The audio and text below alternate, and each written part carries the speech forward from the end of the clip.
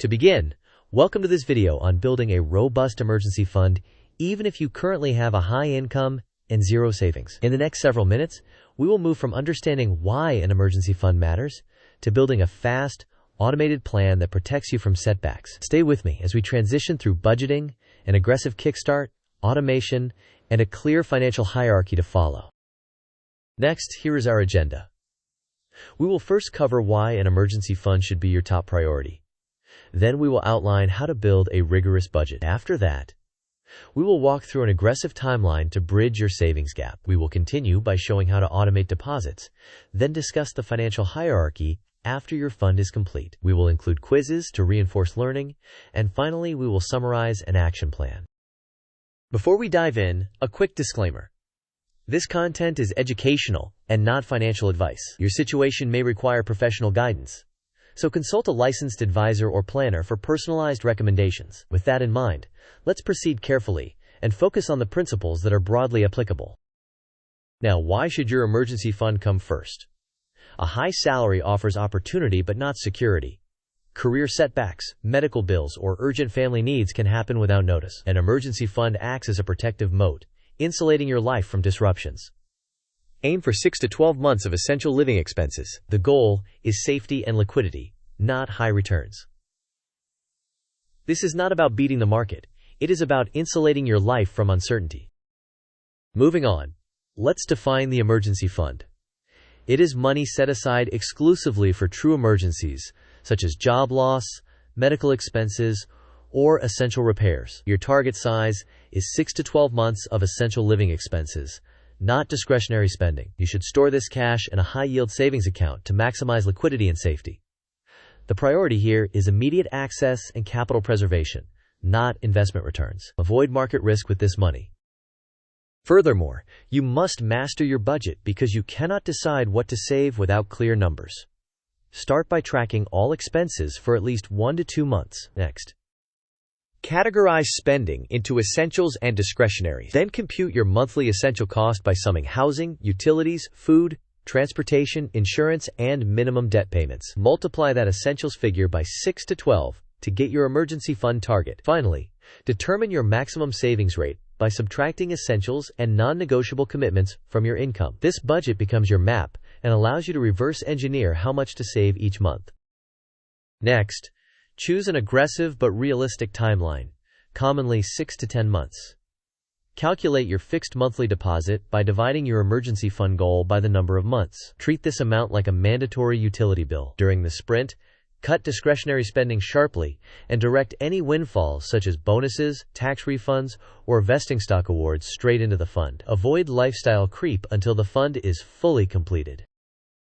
Now let's visualize an 8-month sprint. The timeline should show month-by-month deposits targeting $40,000, with a $5,000 contribution each month, except one $6,000 contribution from a bonus. Additional labels should mark opening the high-yield savings account, cutting expenses, applying the bonus, making adjustments midway, and the final milestone of reaching the goal at month 8. Continuing, here is an example table for a $40,000 goal over 8 months. The plan begins with $5,000 deposits for the first 3 months, and the 7th. In month 4, a bonus allows a $6,000 deposit. The plan returns to $5,000 deposits in months 5, 6, and 7. Finally, month 8 requires only a $4,000 top-up to reach $40,000. This table illustrates how a bonus can reduce the final required amount. Meanwhile, automation is your ally. Use your employer's direct deposit splitting to send a fixed percentage or dollar amount directly to your high-yield savings account before money reaches your checking account. Schedule the transfer to occur on payday to remove decision-making. Keep the emergency fund completely separate from everyday spending to reduce the temptation to dip into it. Review your automation rules quarterly and after any significant life event to ensure the system still fits your goals. Additionally, during the sprint, shift more of your cash flow to the emergency fund.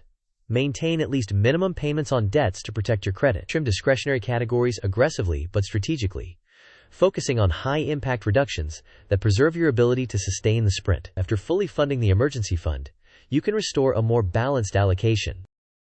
Now let's compare the high-yield savings account with a taxable brokerage account for emergency funds. A high-yield savings account offers immediate liquidity, insurance coverage within regulatory limits, and insulation from market volatility, which aligns with the emergency fund's purpose. In contrast, a taxable brokerage exposes you to market risk and the possibility of having to sell assets at a loss during an emergency. Withdrawals can be slower or emotionally difficult. Consequently, brokerage accounts are better suited for long-term investing after your emergency fund and retirement accounts are funded.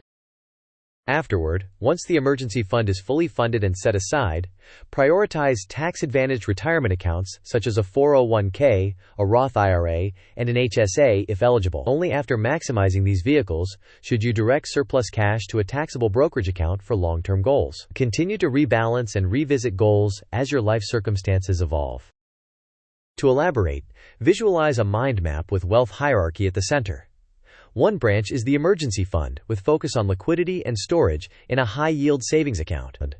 Another branch is retirement accounts, such as a 401k, Roth IRA, and HSA. A third branch covers the taxable brokerage with index funds, dollar-cost averaging, and a long-term perspective. A final branch addresses protection through insurance, such as health and disability. This structure keeps priorities clear. Next, quick quiz. The question is, how large should your emergency fund be, according to the roadmap? Option A, 1 to 3 months of all spending. Option B, 6 to 12 months of essential living expenses. Option C, 12 to 24 months of total income. Option D, a fixed $10,000 regardless of expenses. You may pause the video now to think about the answer. We will discuss the correct answer in the next section. The correct answer is 6 to 12 months of essential living expenses. The emergency fund is sized to necessities rather than all spending, and the number comes directly from your budget of essential costs.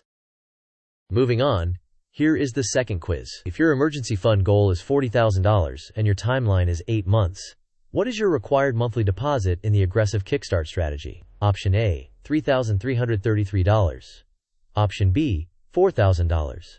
Option C, $5,000. Option D, $6,000. You may pause the video now to think about the answer. We will discuss the correct answer in the next section. The correct answer is $5,000 per month, because 40,000 divided by 8 months equals 5,000. Treat this payment like a non-negotiable bill to maintain momentum. Next, let's cement the key points. High income does not equal security. The emergency fund is your safety mode. Target 6 to 12 months of essential expenses and store it in a high-yield savings account. Use a strict budget to calculate the target. Execute a focused sprint with fixed monthly deposits. Automate with direct deposit splitting to remove friction. After finishing the emergency fund, prioritize retirement accounts. Then invest any surplus in taxable accounts. Finally, here is your action plan. Compute your essential monthly expenses and set a 6 to 12 month emergency fund target. Choose a timeline and lock in your monthly deposit amount. Automate your direct deposits to the high-yield savings account. Protect your emergency fund from market risk and lifestyle creep. After it is complete, advance to retirement accounts and then to long-term investing.